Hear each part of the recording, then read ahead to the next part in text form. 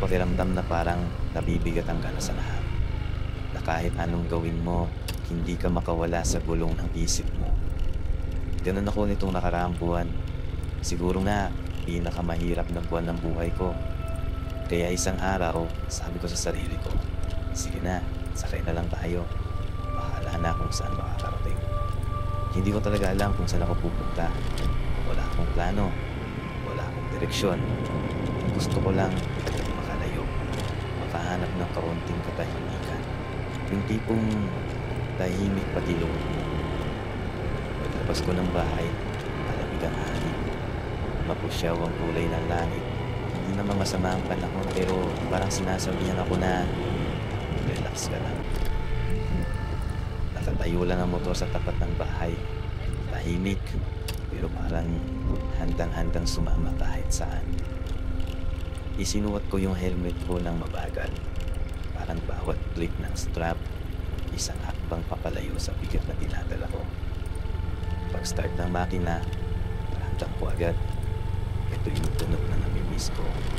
Matatag. Tuloy-tuloy.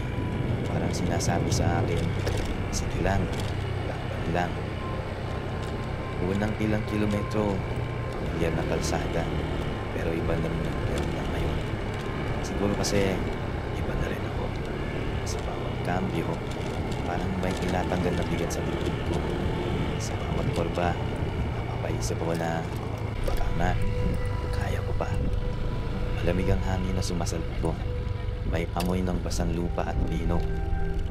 Naalala ko bigla yung mga camping nung bata pa ako na wala akong pang iniisip kundi kung gaano kalawak ang langit sa gabi. Unti-unting napalitan ng bukiri ng mga bahay, tapos kagubatan, tapos mga burol na parang humihina kasama ko. Hindi ko na kailangan mag-isip kung saan pupunta. Hinayaan ko na lang kalsada ng mundo. Para sa akin, may ugali ang bawat kalsada. May diretso at seryoso, mula punto A hanggang punto B. May pilyo at puno ng kurba. Pero may mga kalsada rin na marunong magpagaling. Hindi ka minamadali. Hindi ka pinipilit. Hinahayaan ka lang na magpatuloy hanggang sa gumaan ka na hindi mo namamalayan. At ito, isa sa mga ganong kalsada. Sa simula, abala pa rin utak ko. Naiisip ko pa rin lahat ng maling nasabi ko. Mga taong hindi ko na maabot. Mga bagay na hindi ko na mababalikan. Pero sa bawat kilometro, parang napalitan ng kalsada yung mga iniisip ko na mas simple bagay. Tulog ng gulong. Init ng araw na sumisilip sa ulap. Sarap ng lining sa kurba at tiwala sa motor na hindi ka iiwan. Huminto ako sa isang lugar na hindi ko pa napuntahan dati. Isang tanawin nakita ang lumang lambak. Tinanggal ko yung helmet ko. At ewan, biglang kumaan ang balikat ko. Hindi naman lahat ng bigat na wala, pero sapat para makahinga.